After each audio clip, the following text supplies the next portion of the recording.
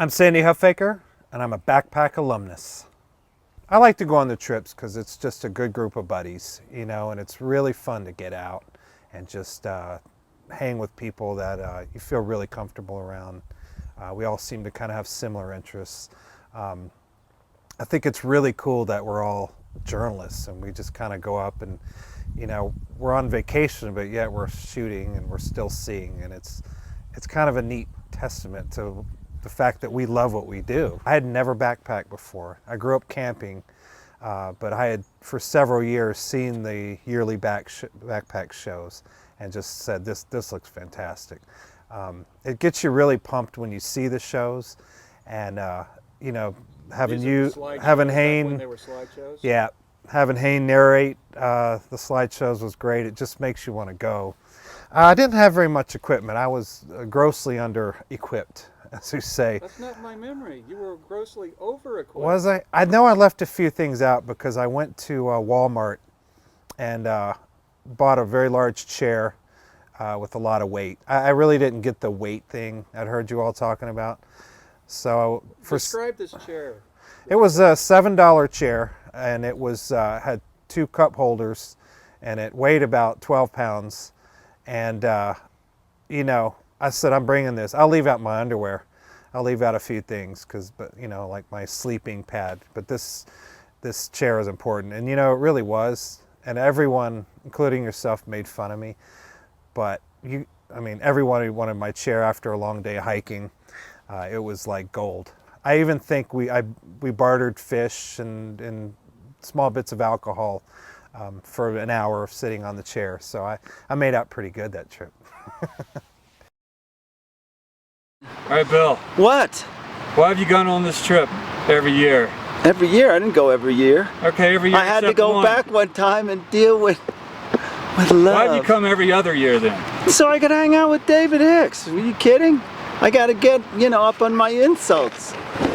There he is. Yeah, the guy. That's the guy. Don't try to weasel out of the question. No, why do you go through the hassle of getting the time off? Why does Bill, it's not my hassle. Listen, I have other people hassle around with most everything. So I'm just along for the ride. Yeah, and it's a good ride. Why do you go through the hassle every year? It's no hassle, really. It's no hassle. Wait till you see this tortellini dinner. It's absolutely no hassle. Right, Phil? All right. He's my partner. We're in. Because I like to see Phil Deal catch fish while I pit fish next to him.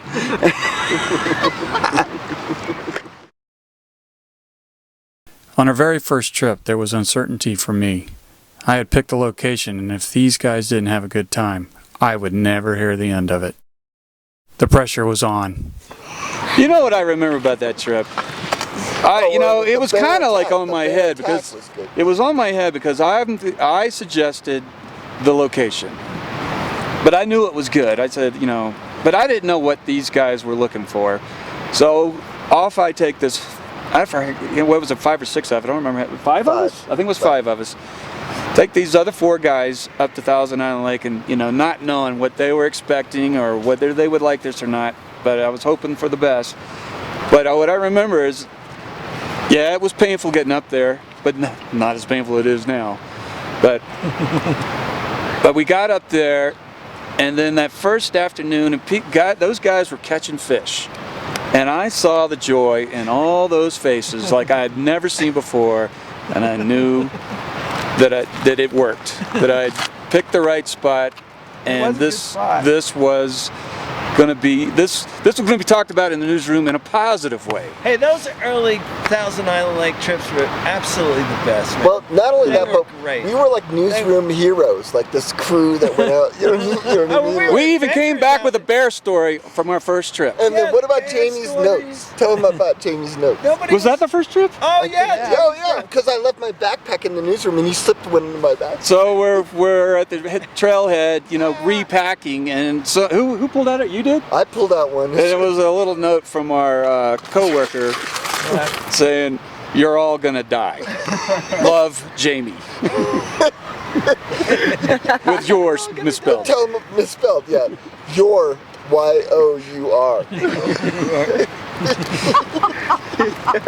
That became a slideshow. I mean, we took a photo of it. Yeah, that makes it. And that became a slideshow But then as classic. the trip progressed, more notes were pulled out of different backpacks. Like he had hidden several notes in different.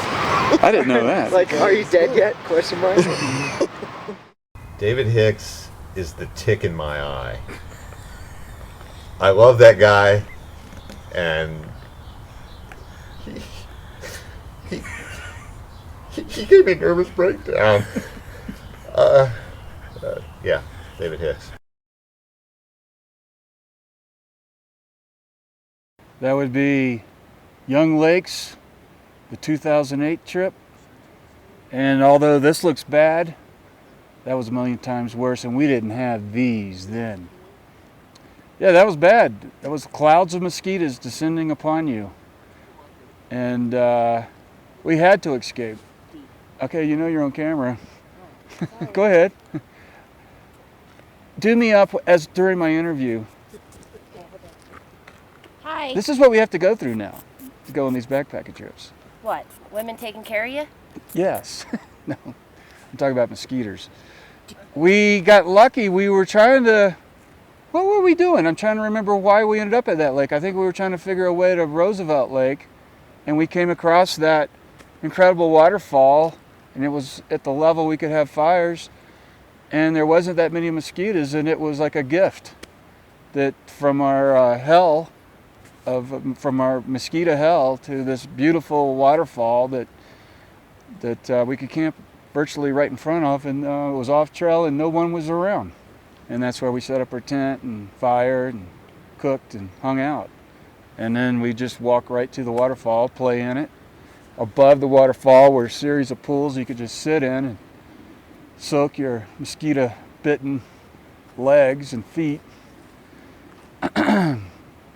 And we played all around that thing. It was of all the 20 years, that was probably one of the top 5 camp spots we ever had, if not the number 1.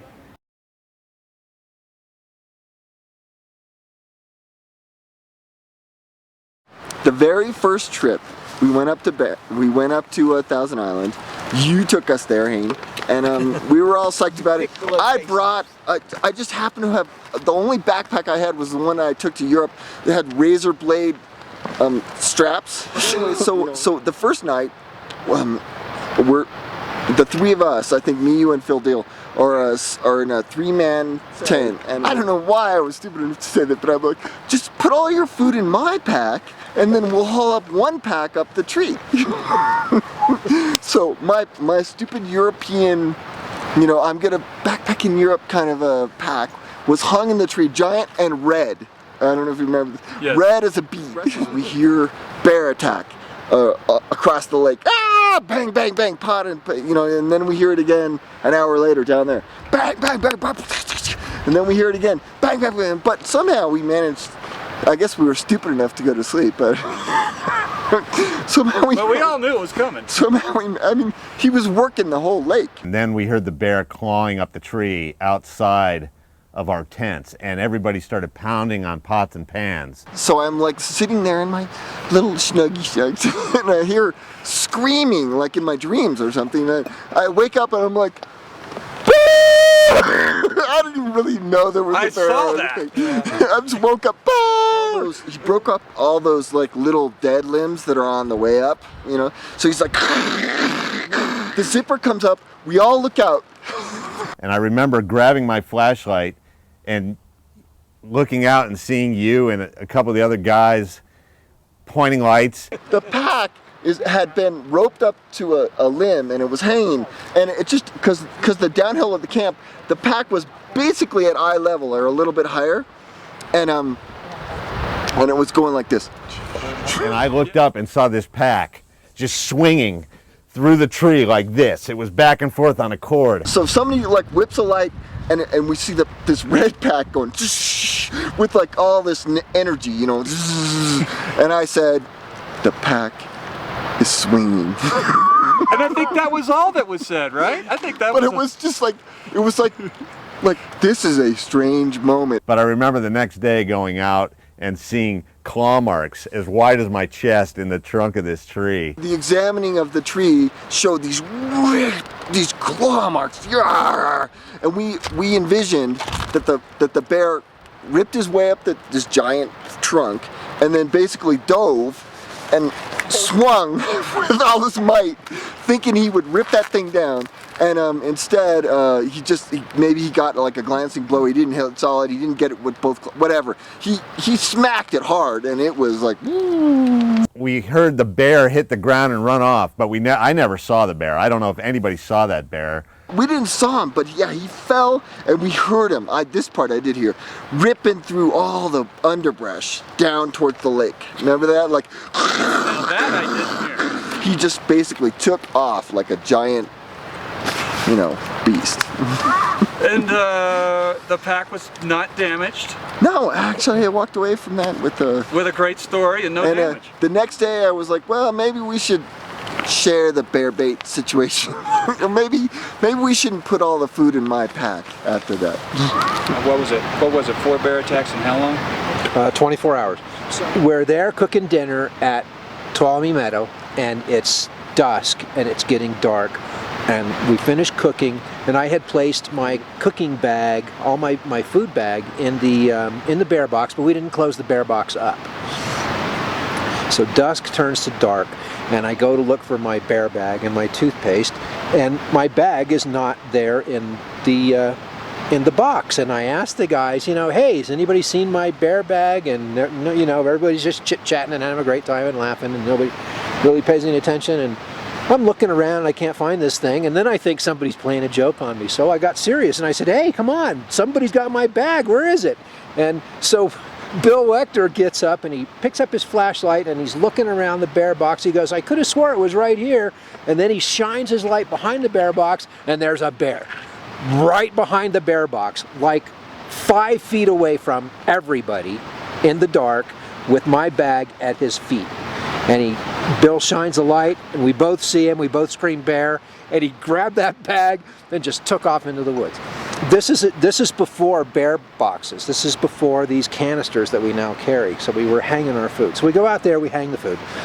Not 10 minutes later, we hear some scrambling back there, and we go back, and I'm shining my light into this back of the bear that is up on the tree like this. He's standing up, and he just like turns his face and looks at us like really slow, like no big deal, and in 30 seconds or so he just sort of like starts to back down and he takes off out toward the water. 15 minutes later, no more, I hear this rustling down by my tent, and I see this bear with my entire backpack in his mouth, and he sees me and off he goes running. And the only thing that saved my pack and the food for the trip was a fallen log with a bunch of snags on it that he had to get over in order to break out into open country. And one of the snags caught the pack. And so that was the third in this 24 hours. We hung our food again out there, and I don't know, 4 o'clock in the morning or so, we hear a scratching and a rattling and go out there. We had hung 2 bags together, and there's 2 bags that are now at man height, and one of them has the entire side of it ripped open, and there's food on the ground, and there's bear snarl and slobber all over the place, including my Pepperidge Farm Milano cookies. I've been in the woods since I was 16, 17 years old. That was the first time in my life that I've ever been creeped out in the woods. That trip is the reason that I can't, whenever I go in the woods, I carry this. That one trip is the reason why. Bill Wechter. Bill Wechter was quite the character in those days, on those trips, especially those early trips. I don't know what he's like on these later trips, but I remember the first couple of times pulling into a campsite with him, 10 miles into the backcountry, and we all pull out our freeze-dried food, and here comes Bill Wechter with the potatoes and the cans of Dinty Moore beef stew and the canvas tent with the metal poles and the 1922 backpack with the wooden frame, and he must have carried like 75 pounds into the backcountry. Remember that stove he had? Yeah, that leaked gas all over the place and tried to catch us on fire. Looked like people used it in 1920s. Yeah, it was like an old military surplus thing. Bill Wechter, what a character.